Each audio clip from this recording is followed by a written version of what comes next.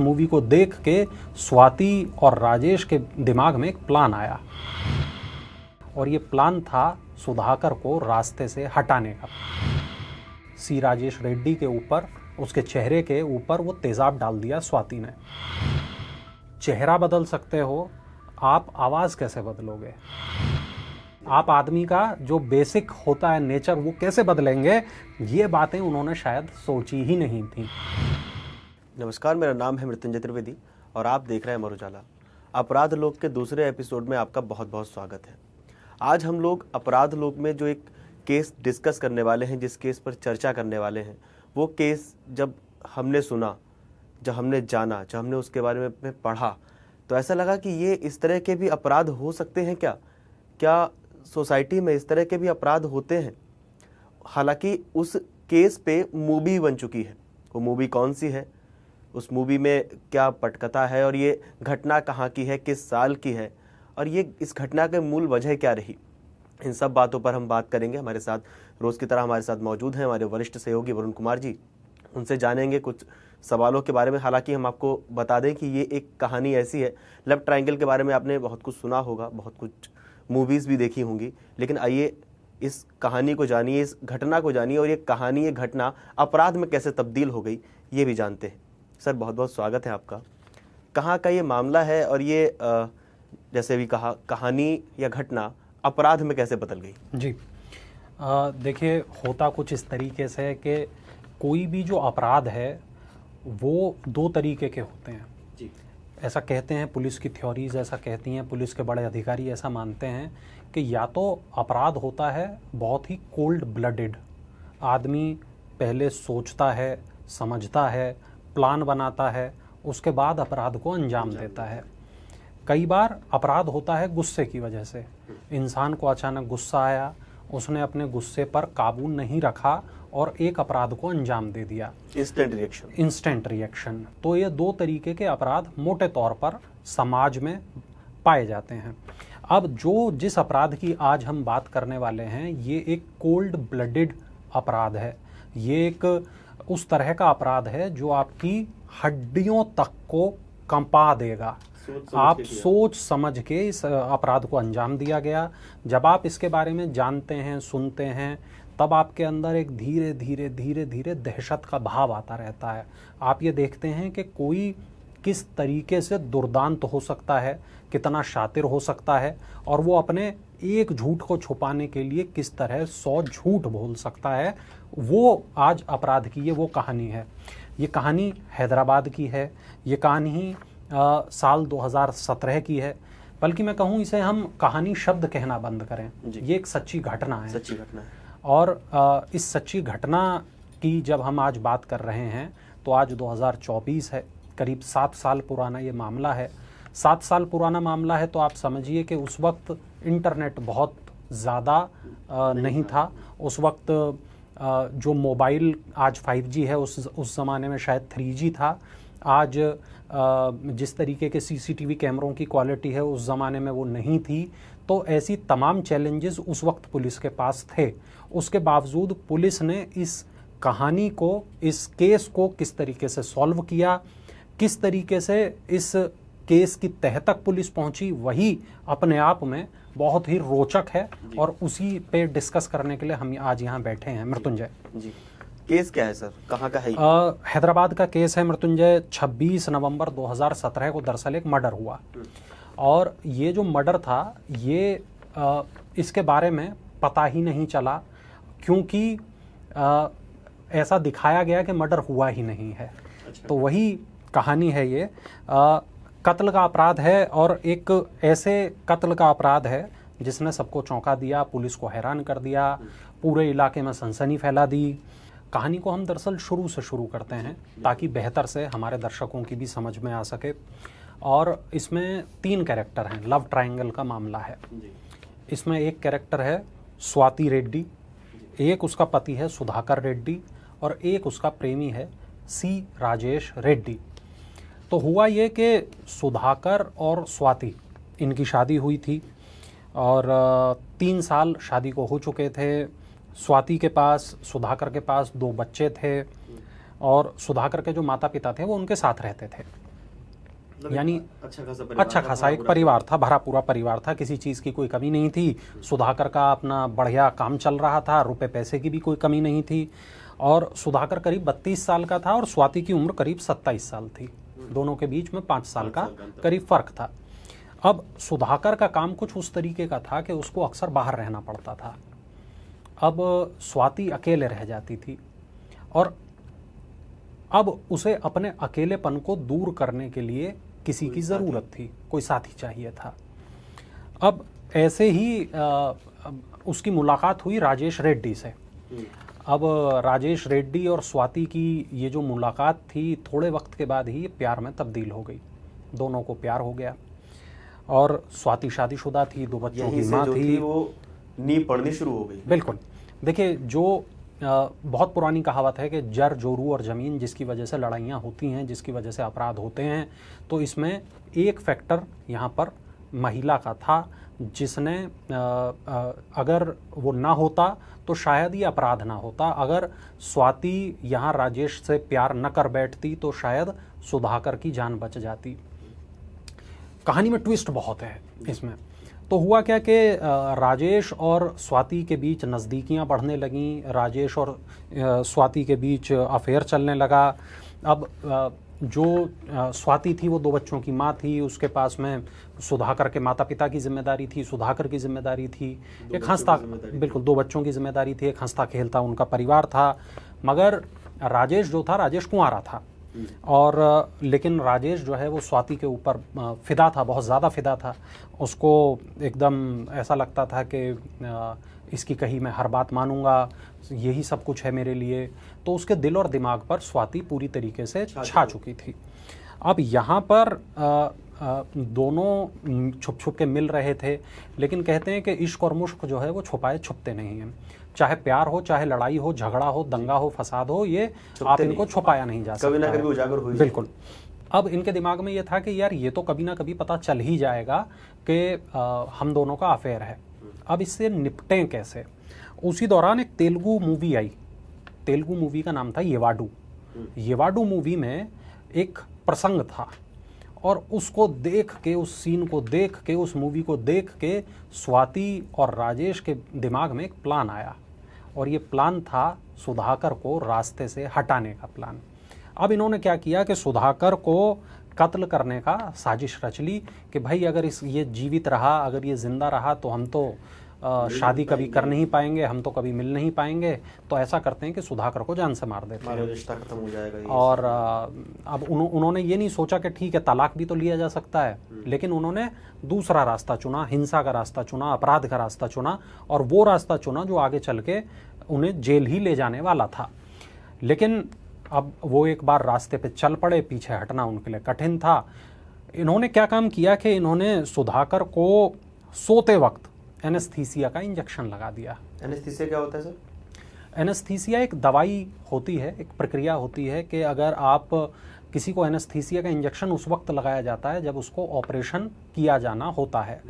बेहोशी का 2 तरीके का एनेस्थीसिया होता है, लोकल एनेस्थीसिया और एक थोड़ा उससे ज़्यादा वाला होता है। लोकल एनेस्थीसिया में उतने ही हिस्से को सुन्न किया जाता है जितने हिस्से में वो ऑपरेशन किया जाता है। आदमी अपने सेंसेस में रहता है, जागता रहता है, लेकिन उसके हाथ में, पैर में, जहाँ भी है वो ऑपरेशन चल सकता है, वहाँ दर्द नहीं पता चलता। दूसरा एनेस्थीसिया होता है वो इंसान की कॉन्शियसनेस को ख़त्म करता है, उसको वो बेहोश कर देता है, और उसके बाद मेजर ऑपरेशंस इसी तरह अंजाम दिए जाते हैं।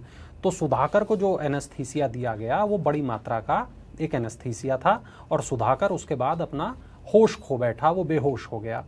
अब बेहोश सुधाकर को तकिया लगा के उसके मुंह पे इन दोनों ने जान से उसे मार दिया, और न केवल जान से मार दिया, इसके बाद लाश को ये लोग ले गए महबूब नगर, और यहाँ जंगल हैं बड़ी मात्रा में, बड़ी संख्या में पेड़ पौधे हैं।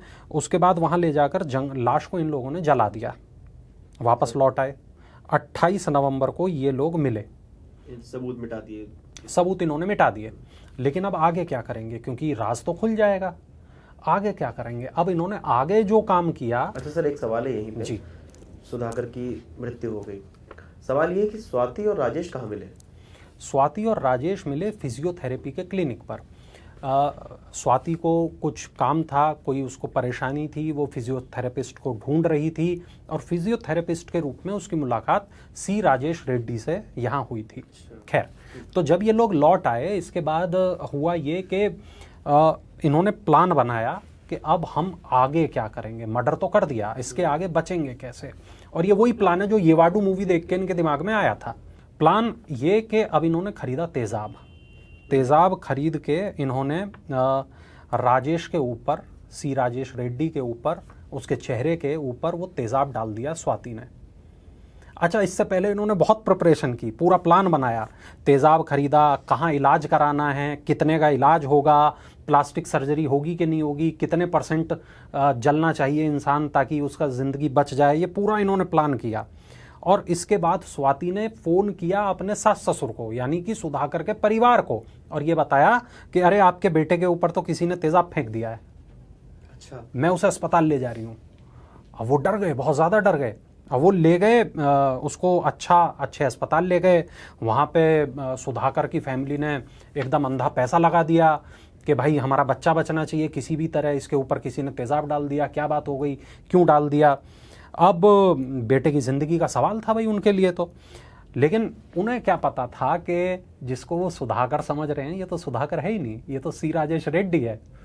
अब यहाँ देखिए, पुलिस आई, तमाम चीज़ें हुई, डॉक्टर इधर प्लास्टिक सर्जरी कर रहे हैं, उधर ये लोग इसके माता पिता ने भी मान लिया कि भाई कुछ पंगा हो गया था और हमारे बेटे के ऊपर तेज़ाब डाल दिया। अच्छा, उस वक्त इंसान बोलने की हालत में नहीं होता, वो क्या बोलेगा, पुलिस में मामला तो चला गया, लेकिन अभी फ़िलहाल उसका केवल इलाज हो रहा है, चेहरा ठीक किया जा रहा है। अब धीरे धीरे जो सुधाकर के रूप में राजेश वहाँ मौजूद था, उसकी स्थिति सुधरने लगी। मतलब उन लोगों को लगने लगा कि अब हम सुरक्षित हैं। हाँ, अब चलो दूसरा चेहरा लेके साथ में रह लेंगे। हाँ, अच्छा, उसको दिखा दिया गया कि देखिए ये सुधाकर का चेहरा था डॉक्टरों को, और इसको वैसे ही बना दीजिए। और डॉक्टर उसकी रोज़ प्लास्टिक सर्जरी कर रहे होते थे, उसको वापस सुधाकर बना रहे होते थे राजेश को। लेकिन आप चेहरा बदल सकते हो, आप आवाज़ कैसे बदलोगे, आप हरकतें कैसे बदलोगे, तो कैसे बदलेंगे? आप आदमी का जो बेसिक होता है नेचर, वो कैसे बदलेंगे, ये बातें उन्होंने शायद सोची ही नहीं थी। यहाँ से मामला उनका खुलने लगा, फंसने लगा। वो अपने रिश्तेदारों को नहीं पहचान पा रहा था, वो अपनी जो मेमोरीज़ हैं, चूँकि वो मेमोरीज़ तो सुधाकर की मेमोरीज़ थी, वो रिकॉल ही नहीं कर पा रहा था। उससे पूछा जाता था कि अच्छा एक बार तो ऐसा हुआ था, अब उसे पता ही नहीं कैसा हुआ था। उसका कोई दोस्त आया और सुधाकर कैसे हो, अब उसे पता ही नहीं ये आदमी कौन है। तो उस तरीके से वो धीरे धीरे फंसने लगा। अब जब ये फंसने लगा तो उसने याददाश्त का असर का नाटक शुरू कर दिया, मूवी के अंदर मूवी चला दी। ये वाडू तो थी उसने अपनी नहीं शुरू कर दी, उसने एक ये भी चला दी, मेरी तो याददाश्त चली गई, मैं तो बहुत शौक में हूँ। मगर सुधाकर के माता पिता को थोड़ा थोड़ा ये लगने लगा कि ये बेटा हमारा है भी या हमारा नहीं है। मगर एक दिन वहाँ पर कुछ ऐसा हो गया कि जिससे ये पूरा जो भेद है ये खुलने लगा, मतलब थोड़ा और खुलने लगा। हुआ क्या कि राजेश को अस्पताल की तरफ से दिया गया पीने के लिए मटन सूप। अब उसने इनकार कर दिया और उसने ये भी बोला कि मैं तो शाकाहारी हूँ, मैं ये मटन सूप नहीं पी सकता। अच्छा, हाँ, कि सुधाकर मांसाहारी था, वो मटन सूप पीता था। अब इसके बाद हुआ ये कि यहाँ पर बैठा था सुधाकर का एक बहुत ख़ास रिश्तेदार। अब उसने ये पूरी बात नोटिस की, वो बोला कुछ नहीं, लेकिन वो घर गया और उसने सुधाकर के माता पिता को ये बात बताई कि ऐसे ऐसे बात है।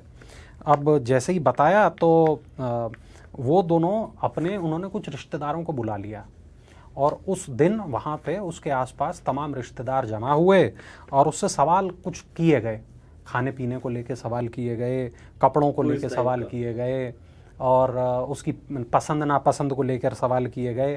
तो इस पूरे टेस्ट में राजेश हो गया फेल। अब इन लोगों को तो ये अंदाज़ा हो गया कि ये हमारा बेटा सुधाकर नहीं है, ये कोई और है, लेकिन उन्होंने खेल को बिगड़ने नहीं दिया। अब ये है कौन, इसकी पहचान करनी है। हाँ, उन्होंने सोचा कि अगर हम अभी बोल देंगे कि हल्ला मचाएंगे तो ये पता चल जाएगा। उन्होंने कहा अरे होता है कोई बात नहीं, तुम्हारे शायद याददाश्त पे असर पड़ा है बेटा, कोई बात नहीं, धीरे धीरे तुम ठीक हो जाओगे, फिर करेंगे हम लोग बात वगैरह वगैरह, और कह के वो लोग वहाँ चले गए। लेकिन जैसे ही वो वहाँ से निकले अस्पताल से, वो सीधे पहुँचे पुलिस के पास और उसके बाद पुलिस को बताया कि भाई हमें ऐसा लग रहा है और ये मामला है, अब आगे आप देखो। अब पुलिस तो हैरान हो गई। अच्छा, पुलिस इस बात की जांच कर रही थी कि तेजाब किसने फेंका।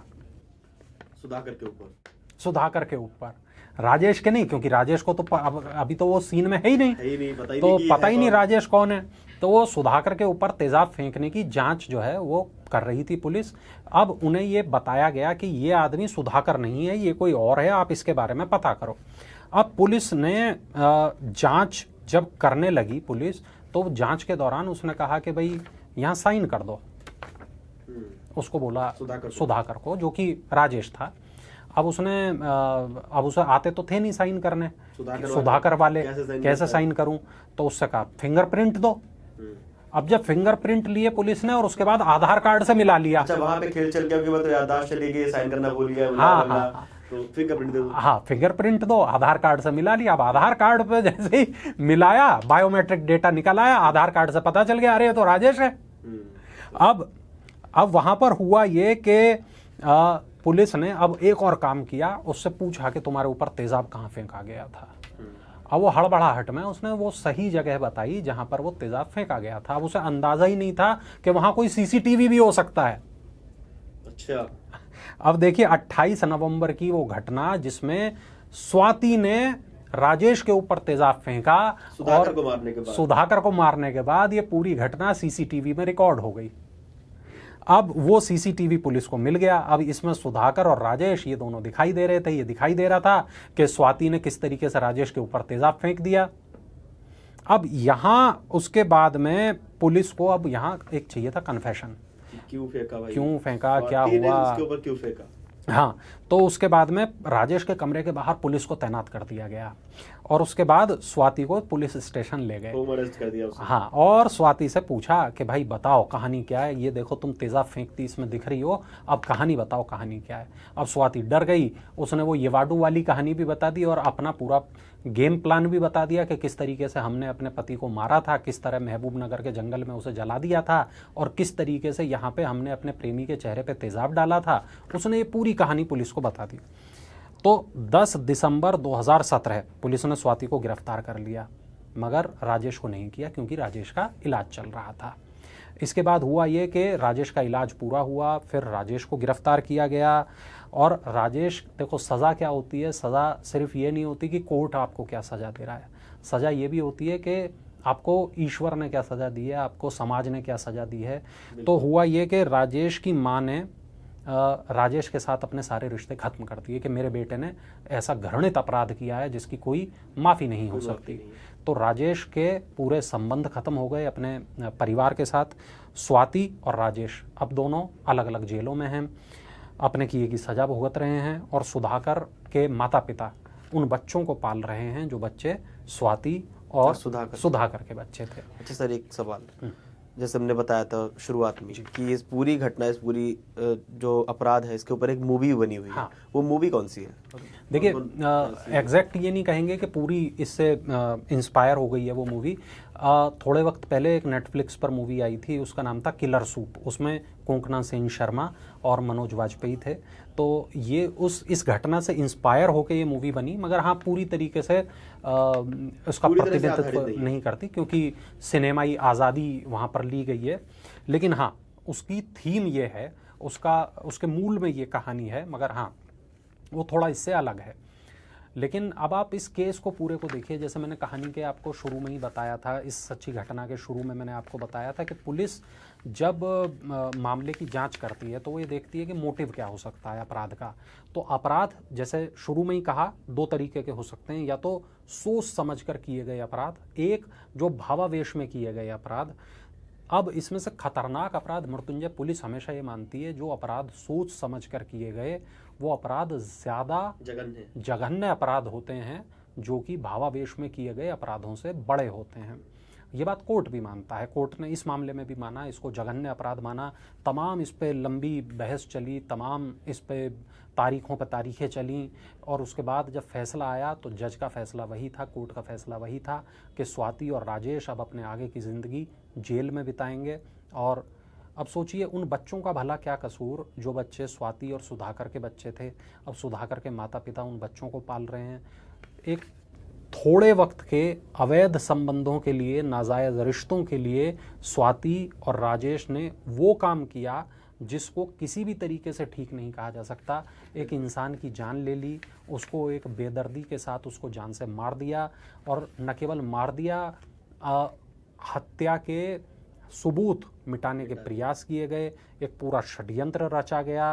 तो तमाम धाराएं यहाँ पर लगी, षड्यंत्र की धारा, व्यक्ति को उसका चेहरा दे दिया, उसको घर में ले आए। बिल्कुल।